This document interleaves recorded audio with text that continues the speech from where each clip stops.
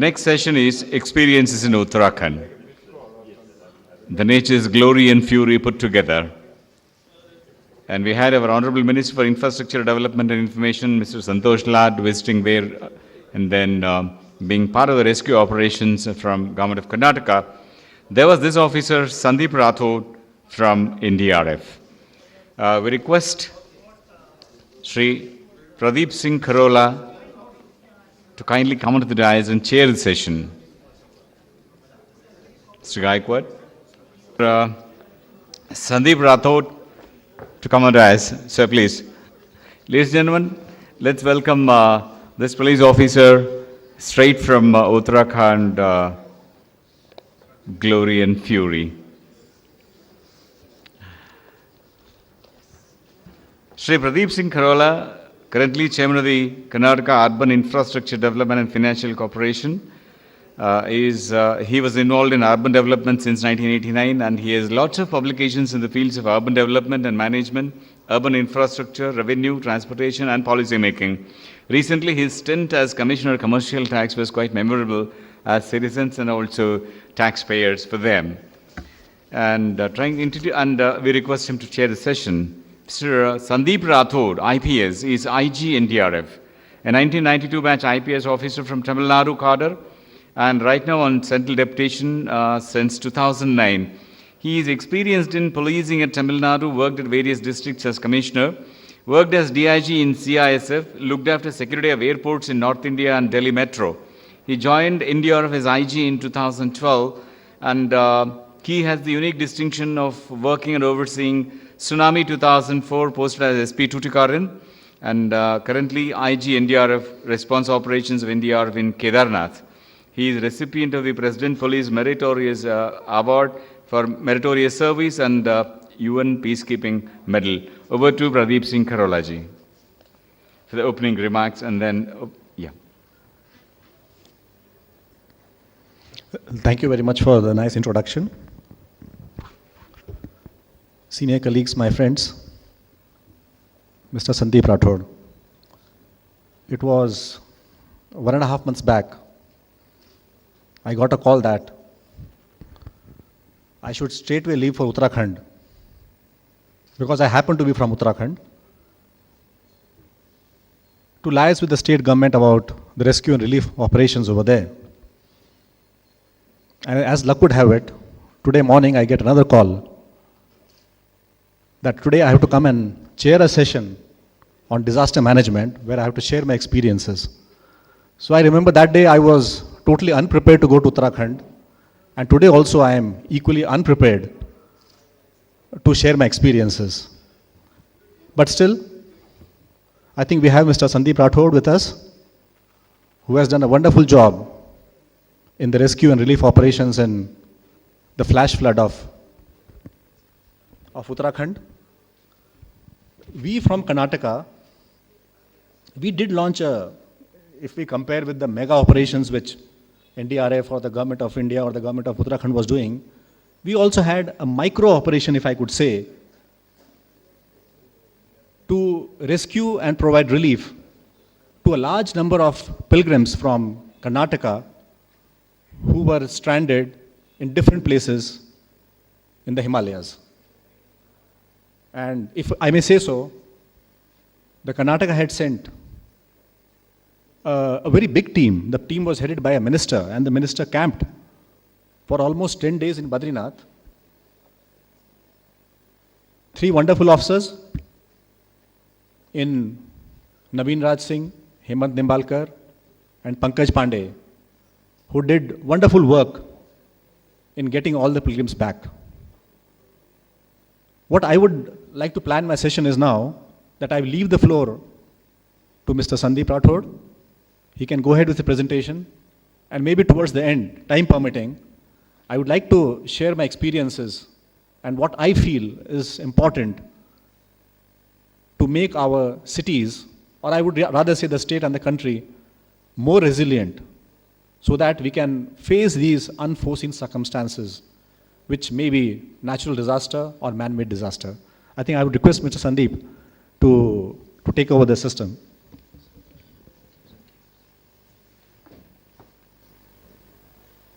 Thank you, sir.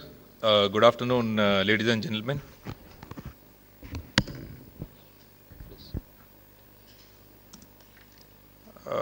Actually, initially the topic which was given to me was a different topic, and when I landed here in the morning, as sir said, again it was like a disaster. When I saw the pamphlet, I had to speak on a very different theme. So I patched up a couple of things. Nevertheless, I'll try to make it as interesting as possible, because post-lunch session and short of tea break also you have not had, and we will go ahead with as much interactive as possible. So I have actually different things with me. I can go straight away to 2 PowerPoints. I also have a video about NDRF. What does National Disaster Response Force do, and what does it stand for? Because looking at the sessions and all, I think we can have a small video, so where we can see what this force stands for. Before I go ahead into the video, I'd like to say about this force. This is one of the youngest force of Government of India. It is an outcome of a Disaster Management Act. So the Disaster Management Act was itself enshrined, and it came into power in 2005, and after 2005 it had provisions for NDRF, and that's how we had NDRF. And this was also a post-tsunami. It was, like we have discussed in the morning, we have seen presenters saying, it is something like a post-incident. So it was post-tsunami that the Government of India had visualized that we should go. So their task force was made within a year. Within a year of tsunami, it could complete its anniversary. We had a Disaster Management Act. So NDRF right now, the youngest of the force, is right now at present the single largest deputationist force in Government of India. When I say that, most of officers who are here serving civil servants and all, they would understand the deputationist force. We have a total strength of roughly 12,500 right now, which is likely to go up to 14,500 by the year end.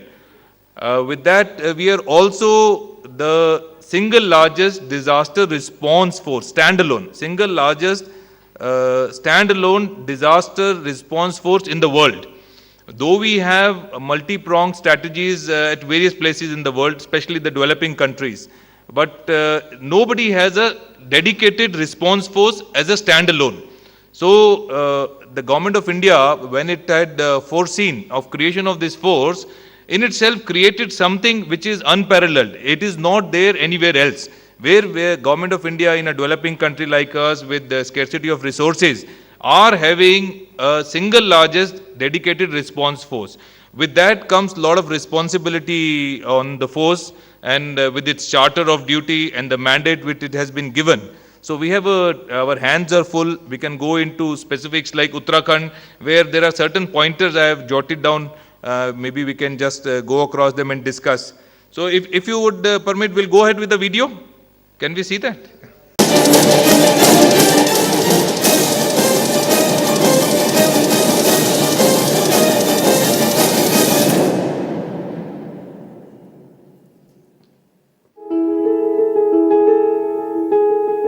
Hello' police station Khanapara, ইয়াতে লখৰাত ভূমিস্খলন হৈছে, ইয়াতে বহুত মানুহৰ ঘৰ আৰু বহুত মানুহ মৰিছে, আপোনালোকে দয়া কৰি অতি সোনকালে আহক। हमें यह भी सूचना मिली कि वहाँ और भी बहुत सी एजेंसी काफ़ी पहले से काम कर रही हैं। हमें जैसे ही पता लगा, हमने अपनी 2 टीमों को तुरंत रवाना किया और साथ में हमारा डॉग स्क्वाड भी मौका वारदात पे गया।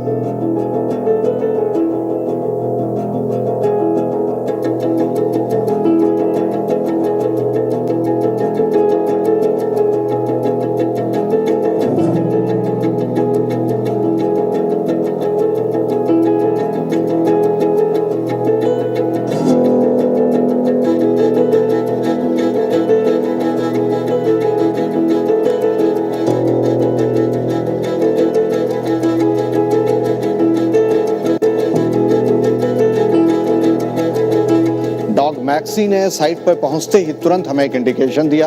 वहां पे एक हमने बॉडी निकाली।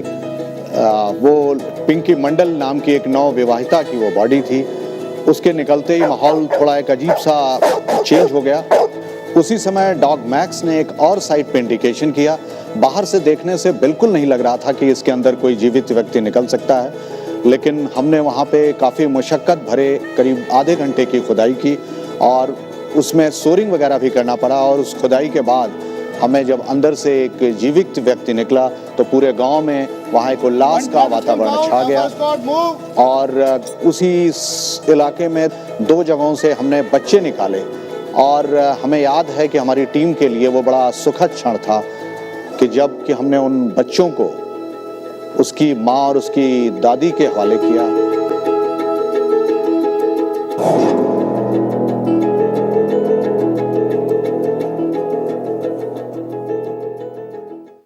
Disasters come unannounced, but once they strike, the rescue has to start within no time. Millions of lives need to be saved. Properties need to be retrieved. Livestock need to be shored up. It's a race against time, and every second counts. It takes a super specialized force to help put back lives back on track. Friend in times of distress, companions in times of rebuilding, and protector in times of danger. The National Disaster Response Force.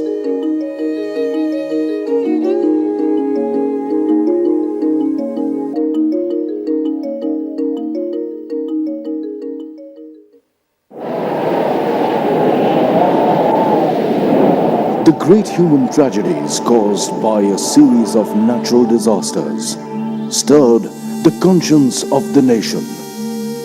From the 1999 Orissa super cyclone to the 2001 Gujarat earthquake and to the tsunami of 2004. Calamities with colossal damage that led to the Government of India to form the Disaster Management Act on 26th of December 2005. Another important body to supervise disaster management, the National Disaster Management Authority, NDMA, was soon formed thereafter. This led to the creation of a vibrant, multidisciplinary, multi-skilled, standalone force completely equipped to effectively deal with all consequences of such disasters. Thus, on 19th January 2006 was born a force that was unique to India and the world, the National Disaster Response Force, the NDRF.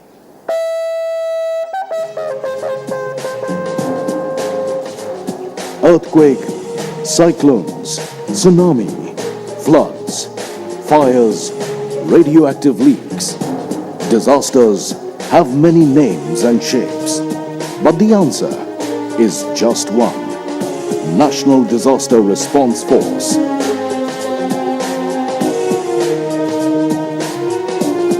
The force operates both in disasters and in disaster-like situations, much before a disaster happens, with a proactive deployment of forces. The mandate is unique. No other force in the world is dedicated to dealing with the aftermath of natural or man-made disasters. The troops are chosen from the country's premier police forces like the BSF, CISF, CRPF and ITBP, with specialized niche in search and rescue, and provide relief to the people affected by natural and man-made disasters. The incident: 6-story building collapse.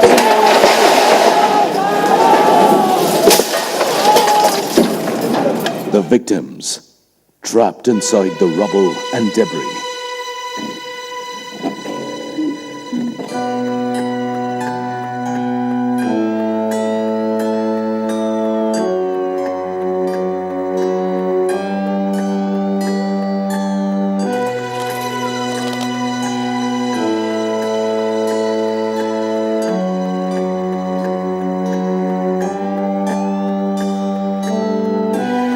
The operation: collapsed structure, search and rescue operation. कोई है?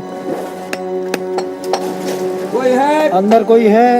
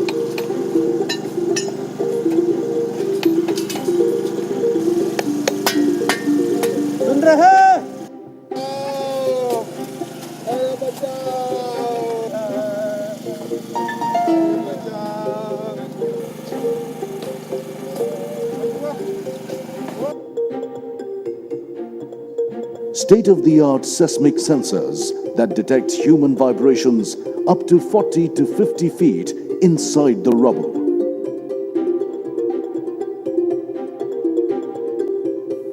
Microphones to communicate with the victims to reassure them of their safety and rescue. हम NDRF का बचाव करता दल आ चुका है।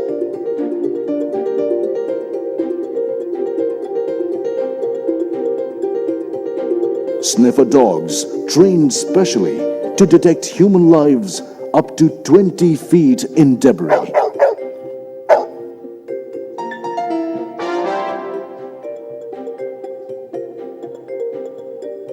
Cameras to precisely locate the victims under the debris. The mission is to rescue lives trapped inside the debris. At such times, the best of technology is used to communicate, reassure the victims, and extricate them safely with minimal injuries. Time, as always, is critical. As the victim begins to give up the fight to stay alive, as their motive and life ebbs away, the life-saving angels of the NDRF are faced with the twin challenges of keeping these trapped people engaged in communication and keep them motivated while creating a safe passage for them out of the debris.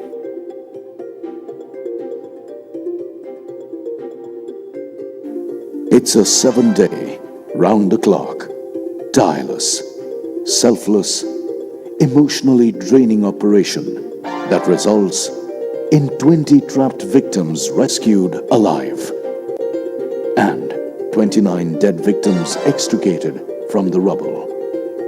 It's another testimony to the skill and competence of the force.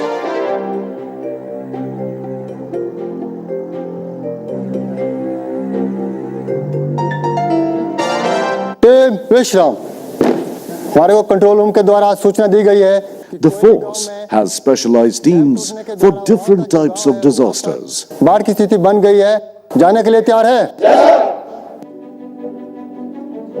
In case of a chemical, biological, radioactive, or a nuclear disaster or a chemical leak, in short, CBRN, the approach is radically different.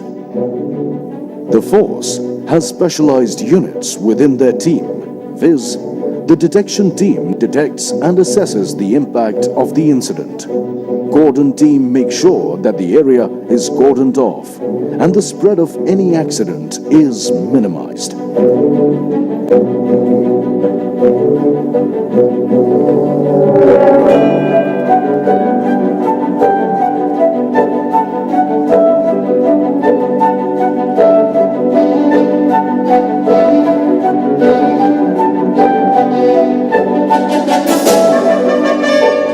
The sealing team, with all its sealing equipment, puts a patch within no time to stop the leakage. The evacuation team, a part of the medical first responder team, safely evacuates people to a safer place, makes sure that the victims are promptly provided first aid, and then, depending on the gravity of the injuries, sent off to nearby hospitals.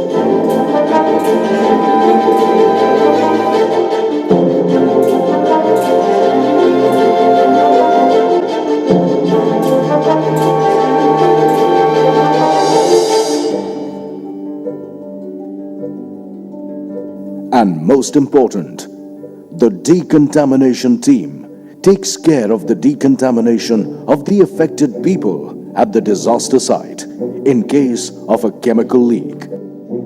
Each of these teams work in perfect cohesion, unison, and in a well-oiled, well-planned manner that minimizes every danger of loss of life and property.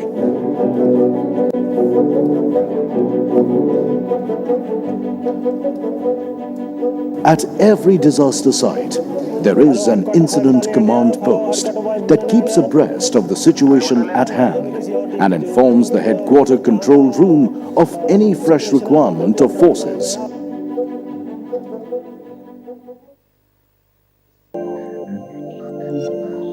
Alert and quick response to disasters has made it a unique and iconic.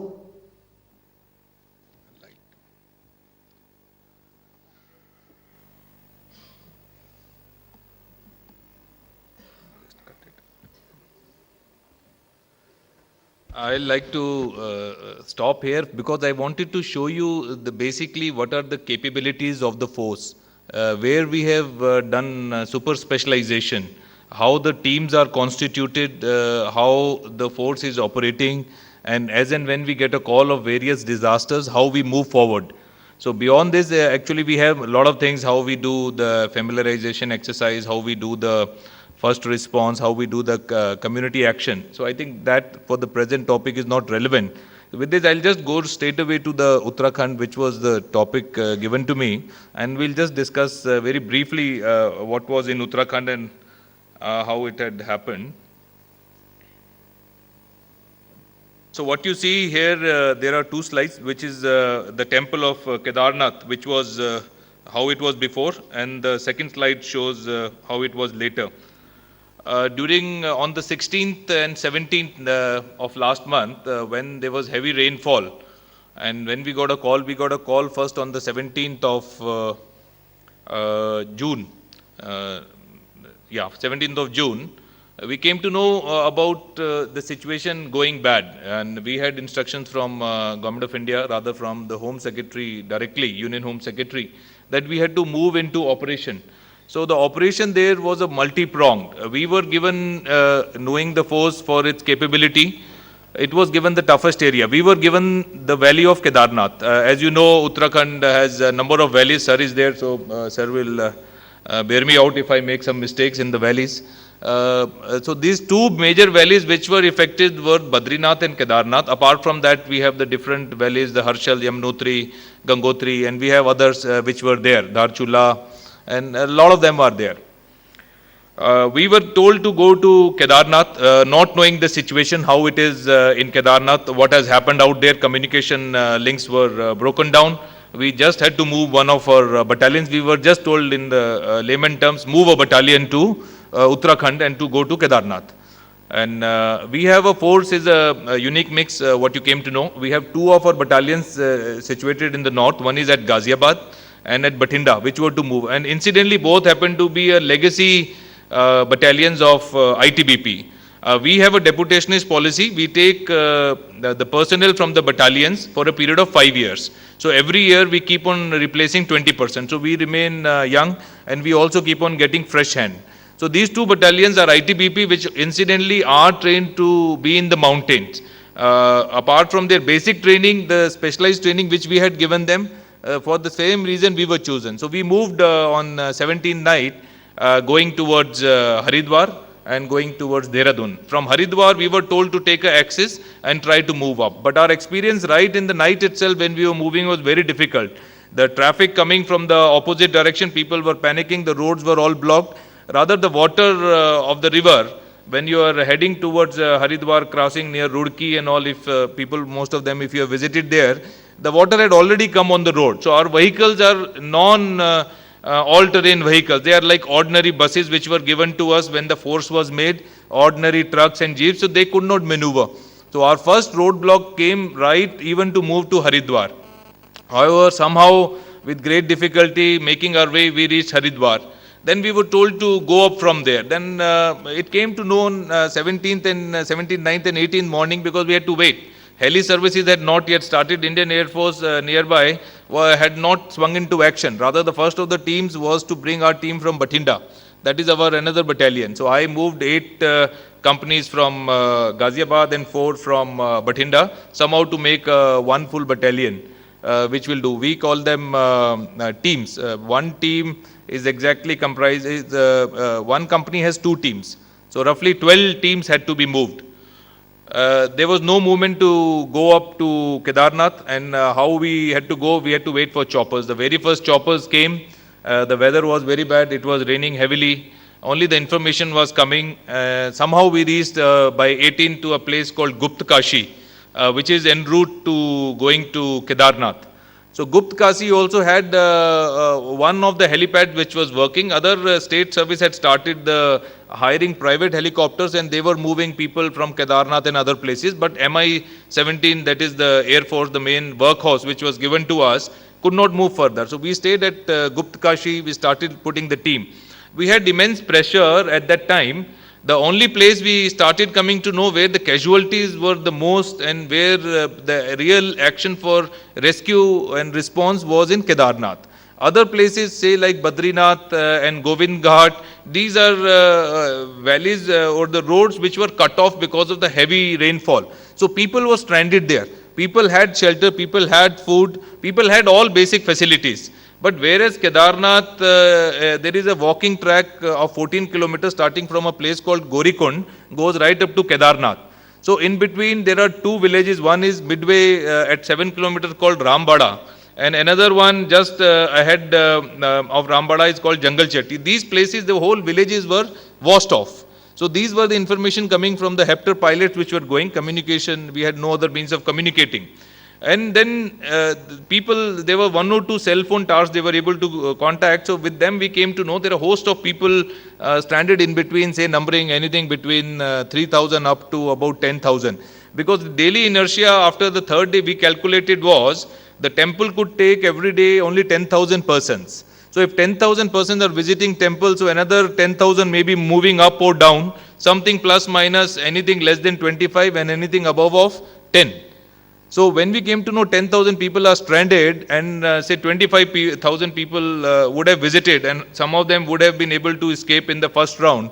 But of course there was no other way to escape by road. We were airlifted on 18th and rather 18th afternoon, one of our first team landed in Kedarnath, proper near the temple. And near the temple when we landed, we were only 5-6 of our team members were there. State government officials, none of them were available. Some helicopters were operating. Our first mandate we started was there to start helping the old, the women, the children, and those who need medical facility. We, rather than do our job, we were doing a civil administration job, trying to bring some kind of discipline during evacuation. So we continued there. We needed more reinforcement. So it went on like that. So this I'm talking about first 2-3 days, and then we kept on increasing the force. We kept on deploying more people. The roads were cut off. All evacuation was only through helicopter. The number of helicopter services increased. So by end of the mandated period, we were able to evacuate only from this area, and some from Gangotri was more than 11,000 people, which for a small force, which itself the strength is around 11,000, we rescued these many people, and there were a lot of lessons which we learned. I'll just do a very small rundown of what I was talking about. Of course, this is about the raising and all. Those are my location. And if you just see for your information, right now, earlier on, the Karnataka used to come with our 3rd battalion, which was at Pune. Now we are looked after by a battalion which is called the 10th NDRF at Vijayawada. And the government of Karnataka has been kind enough, they have given us about 2 acres of land around Bangalore, and we are setting up a team center here. We're going to be positioning permanent 2 teams here. Right now, so we are talking about building up temporary structures. But as regard to the CBRN, what you had seen, the capability of the force, you have a nuclear power plant, Kaiga, there is a meeting coming up in the month end also. So we have made the nearest place, if they can respond for Kaiga, we will be using the 5th Battalion NDRF to respond for the time being till we build up those capability in the nearby vicinity. So this is about the height of Kedarnath, 11,755 feet above sea level. Nearest road, Gorikund, I just spoke about that. These are the depth, and it is also known as Himalayan tsunami. If you see, the map is not very clear, but somehow it gives you a picture. The one on the left is the picture which is before the flooding. The one on the right is the one which fall melting up of the snow, accumulation of water. So that Sarovar had burst its banks, and there was a massive flow of water. And when the massive flow came, and this is incidentally after the incident, and still if you see the amount of water which has been flowing through the banks, which have both the tributaries have congregated. And some of the factor attributed is also human in nature, because if you see the town shape has constricted the flow of the river on one particular side. So the natural flow was also restrained. These are our informal studies. We have not come out with a report along with the other agencies involved, but the pictures prove that.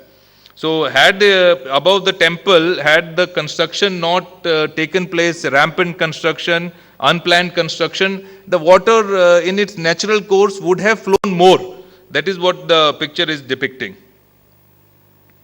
And of course, this is again before and after. This is one of the first teams. I have very gory images and all. I don't think, so many dead bodies. This is one of the first picture taken by my commandant. Incidentally, the same my 2IC named Nityanand Gupta, he had died on a Heptar crash on 25th of June. And he went to Kedarnath in spite of the fact his own commandant was refusing to go. And we had to take very stern action against that commandant also, sent back to the force and later on suspended by the government of India. But this gentleman, who was number 2 of the force, he took the challenge. He went up to Kedarnath. He was among the first party to land. And as luck would had it, we lost him in the Heptar crash. Out of the 20 people who had died in the Heptar crash, 9 were of NDRF. Among the smallest of force which we had, we suffered the maximum casualties. So this picture was taken by him, and we, the government of Uttarakhand, and we were always hearing in the meetings that the precincts of the temple should be protected. It's a sacrosanct site. So this, my commandant, rather, this is the picture before they removed all the slush which is inside. He, along with his boys, had removed everything. So this was one of the first pictures. Now this picture you won't be seeing, because not many have it. It's from our own camera. And if you see, these were the debris. The bodies are just lying piled up. These are heaps of body when the first of the team had gone. So this also, rather the second and third day, we had instructed our teams to clean it, so that later on the press goes and later on the images which are coming are of not that order. So these are only just some of the few. How you can see the impact. Why I put this photo is the water had actually gone into these buildings, and later on it was filled with the silt, and it had come out, rushing out. That's why you see all this. It's coming outwards. So that was the force of the water. Actually, we have seen so many bodies getting stuck into the windows and the doors. I have seen photograph of a person just trying to open the latch. But he is not able to do it because the volume was so much of the water at a particular time. Again, you can see the slush inside the sanctum rather. So this is what I spoke about, how the deployment had taken place, and this also shows in a map a different location where NDRF was positioned during that time. This was our axis where we actually operated. Guptkashi, Gaurikund, Rambada, Kedarnath, and some of the daring operations had taken place in action. There is a small place, Kedarnath is slightly high, we go from Gaurikund, and Rambada was somewhere in between. So above this place is a place called Jungle Chatti, which again and again was coming in the news. So we were told by the government, rather Home Secretary then was taking a lot of interest. I mean, we used to discuss.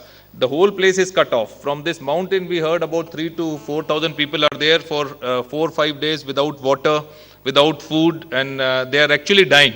And we are getting distress calls, we are not able to go. Heptars are not able to land because the cliff is very steep on one particular side, and the helipad, if there were any, have been blocked. So in one of the daring operations on 21st morning, one of my assistant commandant named Rakesh Yadav, he and his team were airlifted from Guptkashi, taken by the Heptar. This time it was, I think, ALH was there. So they had taken up and they were winched down to a place. It was a final act of desperation. So initially 6 of them, then the later of them 6 joined by 18. So they had to winch down.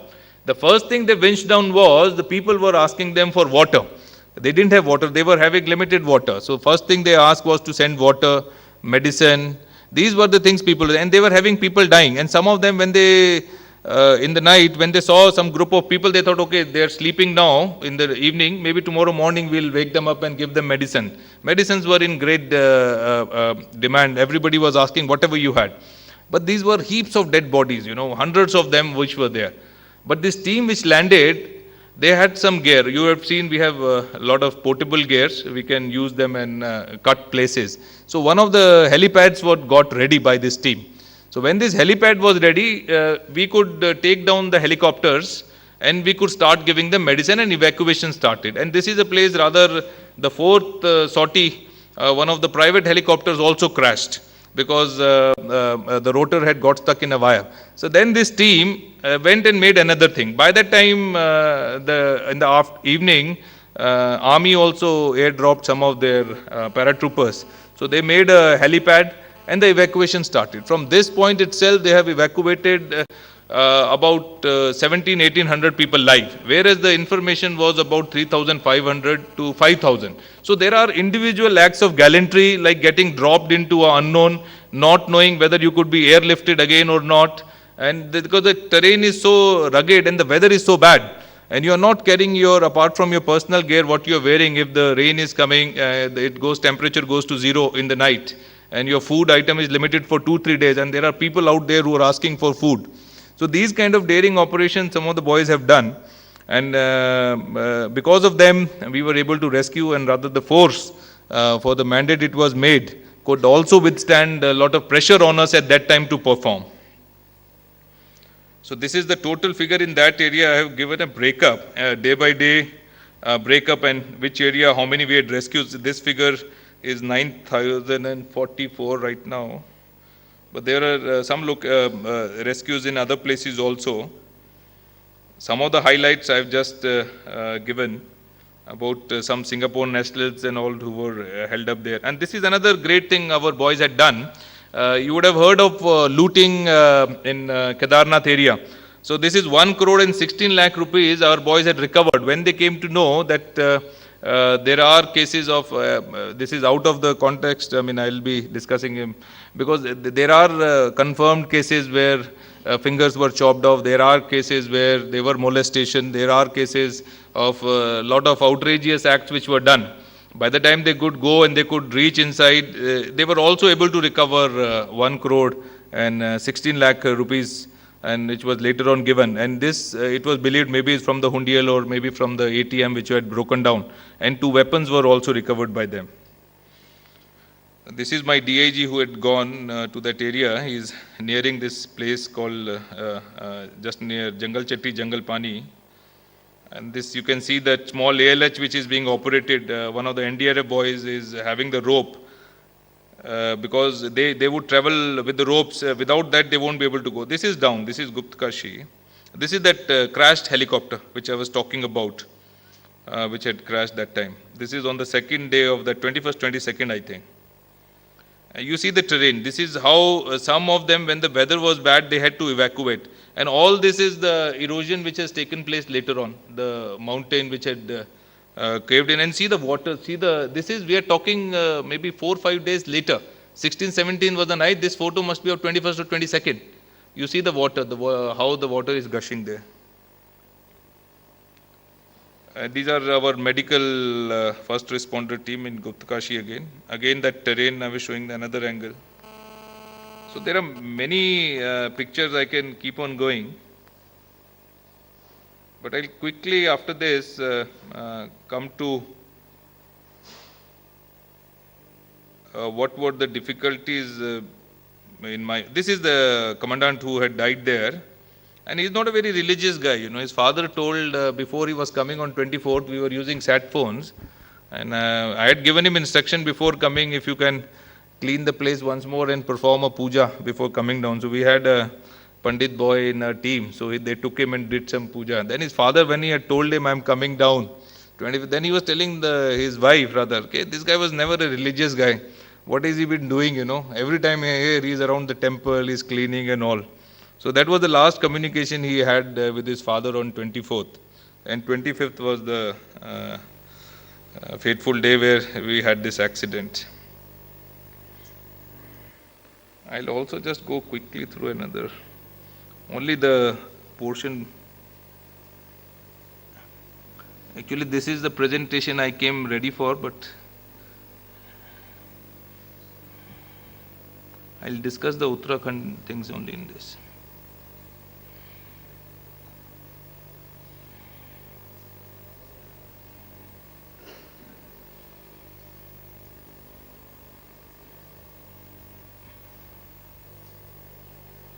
So what I made quickly today itself was, my boys had this uniform, they were carrying 1 or 2 pairs. So they were not able to operate in them. And the equipment which we were using, you saw in the earlier slide, are used on basing on generators or electricity connections. This is a place, what we learned in Uttarakhand, you don't have electricity, you cannot take too much of fuel in the Indian Air Force aircrafts, you cannot have heavier things. So the equipment for mountaineering or isolated search and rescue has to be self-reliant. Say for 15 days you are out in a mission, a small crack team has been doing an operation. How do they survive is different kind of equipment. So we are now going ahead and building up inventory. What all we could use, we are trying to use solar, we are trying to go for even that cycle thing, you can recharge yourself, the batteries and all, so that we are doing. The uniform was very bad. You can see the normal working uniform like any constable working in a difficult area. So all weather rugged uniforms which can withstand severe torture by the weather and also of the conditions, and it doesn't get torn. Then air support is very important for us. We are heavily dependent on the Air Force and the other agencies like that. We don't have our own helicopters. And right now while I'm talking to you, afternoon again, we had a very panic situation in Idiki and Ernakulam district and Thrissur, I think. So 3 places there has been a lot of rainfall, and a lot of places there have been landslides. Now the government wants them, our team from Arakonam, to move. Luckily we had a team near Salem yesterday, Hoganekal, we were doing a rescue. 4 boys were trapped in an island and the flow was heavy. So we couldn't rescue them, but we used a helicopter in the morning today to rescue them. But 2 AN-32 right now when we are talking at 1600 hours are to land from Coimbatore to INS Rajali, which is in Arakonam, and to take 2 teams to Kerala. So these are the kind of things, if we have our own protocol. NSG, I don't know how many of you know, has a protocol where the DG NSG can directly summon a private helicopter or aircraft or charter plane from wherever source which is available. This is also post Mumbai scenario. And the DG NDRF right now doesn't have, but we are heavily dependent. There is some bureaucracy, but we lose the golden hour, which is the 48 hours, 0 to 48 hours. We lose that. So this is one of the major important things, and we have come to know of late, any call we are getting, it has to be of a tremendous nature of a distress call. So we need air support. This is one of our demand with the MHA also now. Then I was speaking about why we could not go to Haridwar, because of these all-terrain vehicles. Our vehicles are not all-wheel driven, and we don't have specialized vehicle which can go into water, 1 or 2 feet of water, which has an extra horsepower and a higher torque, which we can able to go. So we are trying to work out more of the military kind of vehicles. As far as maps are concerned, we did not know, apart from the Atlas maps and the Google maps, when we were operating in Uttarakhand, apart from our own personal knowledge, we didn't have the classified topographical map from the GSI or the military grade maps. We didn't know. So our teams were actually doing operations like blindfolded. So that is another thing. And operational control room, we don't even have a frequency what to tell you about operation control room. We are depending on the legacy frequency of the erstwhile battalions. So we need a state-of-the-art control room. We got sat phones, government imported overnight from Hong Kong, and we were given. So operation control room, which we discussed earlier, also something of the type which could cater like in the US, not only to the internal law and order, but also to disasters. Then training for heli slithering and all. My boys somehow were winched down at Jungle Chetty. They could not be trained in absence of the training schedule was not there. So these are specialized kind of a training which we need further for a force like ours. Then logistical and in from the local authorities. We had nobody in Kedarnath for 6 to 7 days to help us and to tell us what Kedarnath actually was, where were the different places, what we should look for, who are the local people. We were depending on the local coolies and local people who were stranded there for helping us. Of course, there were 2 local what the Uttarakhand government has they have a civil aviation wing of the state. 2 officers from there were available. But when we were going up for rescue in the mountains, we had no knowledge whatsoever. So that advanced liaison and coordination, so that it moves like a team. Those kind of things are required. So this is all from me, and I just leave it open to sir to further capital. Thank you.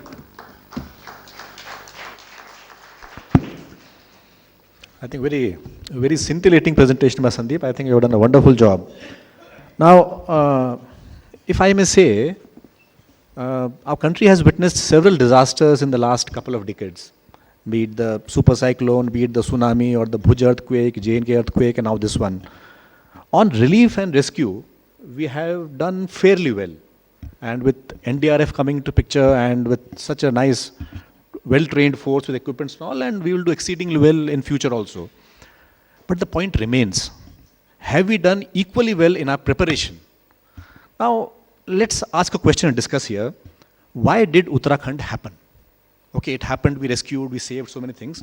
But why did it happen? Was it totally inevitable? Now, the answer to that would be, it should not have happened. Now, why it has happened is, there are several reasons for that. The first reason is commercialization. Now, all these pilgrim yatras today are turning into sort of picnics. The number of people visiting there has increased exponentially. Yes, tourism generates employment. It's a very important thing for a place like Uttarakhand where the economy revolves around tourism. But then, have we bothered to check the carrying capacity of the environment over there? To give a simple example, if you see the villages in mountains, you will not find any village near the bank of a river. All villages are perched safely on the mountains. Along the valleys and the rivers, you will find paddy fields or agriculture. We violated this very basic concept when we look at these routes. Now, as Mr. Sandeep was saying, the main disaster took place between Gaurikund and Kedarnath, just 14 kilometers of stretch, and deaths were in thousands. The entire trek route, about 20 years back, there was hardly any habitation. People would go, they trek the entire route, do their puja and come back. Now what has happened is, all along the route, we have developed resting places, not even resting places, people stay overnight.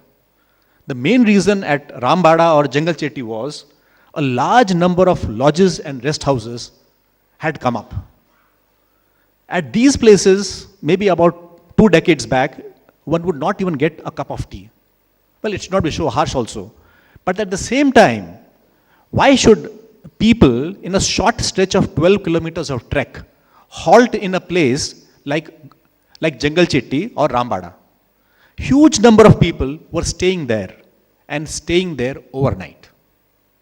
Now, mountainous rivers have a typical characteristics, which any Pahadi knows. These rivers swell very fast and subside very fast. The simple thing we went wrong was, why should we stay overnight or live inside a valley right next to a river bank? Had we been alert, had we simply said, no one should camp here at all. Either you go up or you come down. You go up and come down, that's all. People are very wise. The local people, whenever these rivers swell, they just climb up. They know after 4 hours the water is going to subside, they come down. When the tragedy hit, it was, I think, a night. And these people were safely and soundly sleeping. Absolutely no chance to escape. This is the first mistake we did. And the second issue which I think we should debate is, we talk of resilience, we talk of the first responders. And always we end up at a government agency. The first responder should be a police station. The first responder should be a patwari. The first responder should be a schoolmaster. Why don't we go a step beyond that? Who should be the first responder? I would say the victim himself. Are we preparing our victims to respond to such exigencies? A simple briefing of all these yatris at the entry point in Haridwar, that if it is heavy rains, please abandon or come down. A simple instruction that do not sleep in rest houses or guest houses near the rivers. Be alert. Rivers swell in no time. These were the simple instructions which were required, and we could have saved a large number of precious lives. We are not preparing the victims to respond to the natural calamities or man-made calamities. Now let's talk of urban cities. Now what went wrong once again in Uttarakhand example was flagrant violation of the building bylaws. I'm 100% sure that under the rules or the laws, no construction could have been allowed all along the banks of these rivers. It was totally forgotten. Houses were constructed. And if you construct houses, when these rivers swell, they don't bring water. They bring huge boulders. And these boulders are like bulldozers. They will bulldoze anything which comes in the way. Now we are saying that till 500 meters and all those things, there should be no construction. So let's learn from these examples. If it has happened in Uttarakhand, now tomorrow, and let's see if all these calamities which have happened, each one is different from the previous one. The next one may be outbreak of an epidemic. Are we prepared for that? And God forbid if it's a chemical warfare or a biological warfare, are we prepared for that? Now, that's what I'm saying is, the today's theme is resilient cities. Now, resilient cities, yes, we should have an efficient rescue mechanism, efficient relief mechanism. But let's not forget that we should have a resilient city, resilient houses, and most importantly, resilient citizens. Now, let's take the example of Israel, a small country. How will they respond to the crisis? Be it an attack, a terrorist attack, or whatever it is.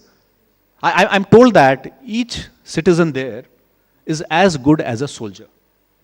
Now, time has come that we also start thinking on those lines where each one of us is prepared to face all these man-made or natural disasters. Simple thing. I go to a movie, my friends go to a movie. How many of us ever bother to look around a seat and see whether there is something suspicious kept? Simple things which can take us a long way and bring in huge elements of security and safety. Maybe I'll stop over here and let's have some questions and maybe response from your side also.